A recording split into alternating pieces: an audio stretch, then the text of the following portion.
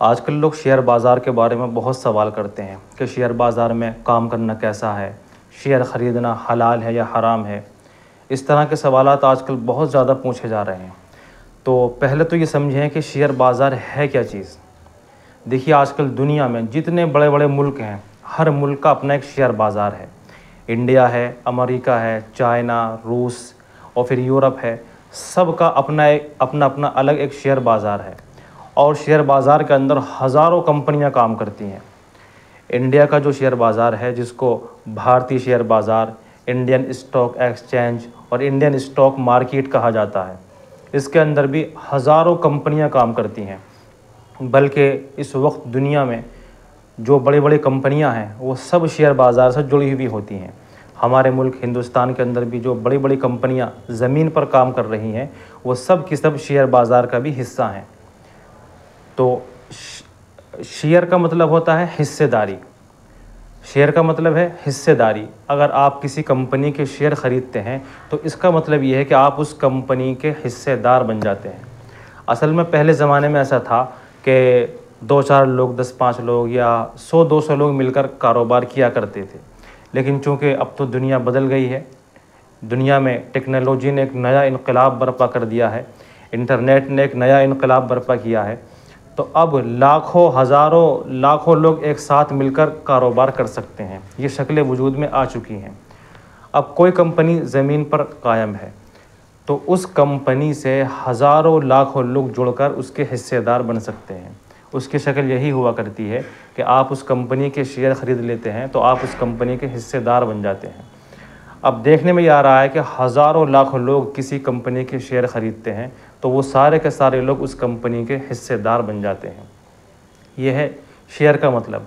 तो शेयर का मतलब होता है हिस्सेदारी, यानी आप जितने पैसों से शेयर ख़रीद रहे हैं तो आप उतने पैसों के उस कंपनी के हिस्सेदार बन जाते हैं और आपका भी उसके अंदर हिस्सा हो जाता है। ये है शेयर का मतलब। अच्छा, ये इंडिया का जो शेयर बाज़ार है, भारतीय शेयर बाज़ार, ये बिल्कुल महफूज है और इसके अंदर किसी किस्म का धोखा नहीं है, क्योंकि हुकूमत का एक इदारा है SEBI, security and exchange board of India, वो इस पूरे बाज़ार की निगरानी करता है। उसने कुछ उसूल ज़ाब्ते बनाए हैं, उन्हीं उसूल और ज़ाब्तों पर ये पूरा बाज़ार चलता है। और ये जो इदारा है, board, SEBI, securities and exchange board of India, ये इस पूरे बाज़ार की निगरानी करता है। तो ये बिल्कुल महफूज है। तो अब बात यह है कि शेयर बाज़ार में काम कर सकते हैं या नहीं कर सकते। शरीयत के एतबार से शेयर बाज़ार हलाल है या हराम है। तो ज़रा समझिए कि शेयर बाज़ार में दो तरह से काम होता है। एक तो है ऑप्शन ट्रेड और फ्यूचर ट्रेड। इसमें यह होता है कि आप जब शेयर ख़रीदते हैं तो उसकी एक वक्त और उसकी एक मुद्दत मुतय्यन होती है कि अगर आपने उस वक्त तक उसको बेच दिया तो ठीक है, लेकिन अगर आपने उस वक्त तक उनको नहीं बेचा तो वो खुद ब खुद बिक जाते हैं। तो गोया कि इस पर मुकम्मल तरीके से कब्ज़ा नहीं होता है। हमारा इस पर मुकम्मल तरीके से कब्ज़ा नहीं है। हम वक्त से पहले अगर बेचना चाहें तो बेच सकते हैं, लेकिन वक्त मुकम्मल होने तक अगर हमने नहीं बेचे तो फिर वो वक्त होने पर खुद ब खुद बिक जाते हैं। तो ये जायज़ नहीं है। ये शरई एतबार से जुए की शक्ल है। शरीयत इस बारे में ये कहती है कि ये ऑप्शन ट्रेड, फ्यूचर ट्रेड, ये जुए की शक्ल है और इसमें जो है मुकम्मल कब्ज़ा भी नहीं होता है। इसलिए ऑप्शन ट्रेड, फ्यूचर ट्रेड में काम करना शरई एतबार से जायज़ नहीं है, ये हराम है। दूसरी जो शक्ल है वो है स्विंग ट्रेड। स्विंग ट्रेड का मतलब ये है कि आप किसी भी कंपनी के शेयर डिलीवरी में ख़रीदते हैं और आप उसके मालिक बन जाते हैं और वो शेयर आपके कब्ज़े में आ जाते हैं, आप मुकम्मल कब्ज़े में आ जाते हैं। आप जब चाहें उसको बेच सकते हैं, 2 दिन में, 4 दिन में, 15 दिन में, 1 महीने में, 1 साल में, हत्ता कि 5, 10 साल, 20 साल भी आप उसको रख सकते हैं। वो आपकी मर्ज़ी के बगैर नहीं बिकेंगे। जब आप चाहेंगे वो तभी बिकेंगे, यानी आपका मुकम्मल कब्ज़ा उन पर हो जाता है। इसको कहते हैं स्विंग ट्रेड, यानी डिलीवरी में किसी कंपनी के शेयर ख़रीदना। तो ये जायज़ है, ये जायज़ है, लेकिन ये भी चंद शर्तों के साथ जायज़ है। वो शर्तें ये हैं कि जिस कंपनी के आप शेयर ख़रीद रहे हैं डिलीवरी में, तो वो कंपनी, पहली बात तो ये कि ज़मीन पर मौजूद हो और दूसरा ये कि उस कंपनी का कारोबार हलाल हो।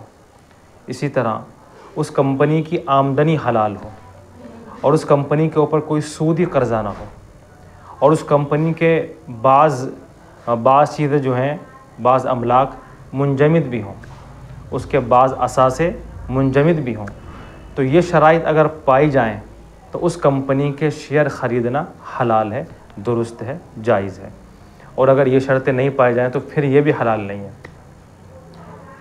अब कंपनियां तो हज़ारों हैं, कौन सी कंपनी शरीयत के मुताबिक है और कौन सी उसके मुताबिक नहीं है, इसको समझना ये भी एक मसला है आम आदमी के लिए।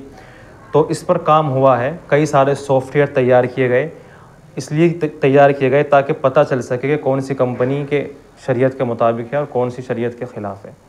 तो कई सारे सॉफ्टवेयर हैं जो हमें ये बताते हैं कि इस कंपनी के शेयर ख़रीदना हलाल है या हराम है।